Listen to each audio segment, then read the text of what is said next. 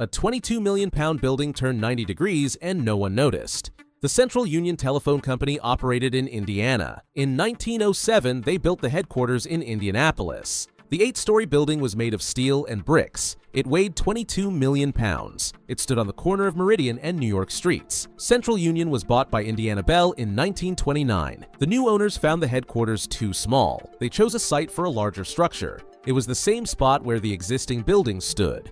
It was proposed to knock the structure down, so a new headquarters could be built instead. But the company provided essential services to the city. It served approximately 170,000 telephones within Indiana. The work couldn't be interrupted. Kurt Vonnegut Sr. was the architect of the project. He suggested moving the building to the back of the plot. It would stand on 13 West New York Street. This would leave space to erect a new structure. The project began on October 12, 1930. It lasted around 4 weeks. The 8-story building was moved 52 feet south. It was rotated 90 degrees and moved another 100 feet west. The building had 600 employees. They kept working throughout the move. The city suffered no break in telephone services. The company ensured that the building could operate. All its pipes and cables were made flexible. They were lengthened to cope with the transition. A movable wooden sidewalk led to the building. It ensured access for the employees at all times. It took only 8 men to move the structure. The building was lifted with hand-operated hydraulic jacks. Then, the move was done with hydraulic rollers. It was carried out on a concrete surface. 75-ton spruce beams were specifically used for this purpose.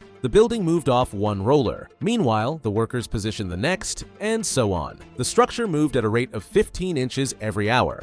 The employees inside didn't even notice the displacement. On November 14, 1930, the building was in its new position. It stood only 1/64 of an inch from its intended position. The work could begin on constructing a new building. The original building was called the Indiana Bell Building. The new headquarters became known as the AT&T Building. Work on the new headquarters was completed in 1932. The final structure measured 7 stories. The AT&T Building was expanded in the 1940s and 1960s. The old building stayed in its new spot for 33 years.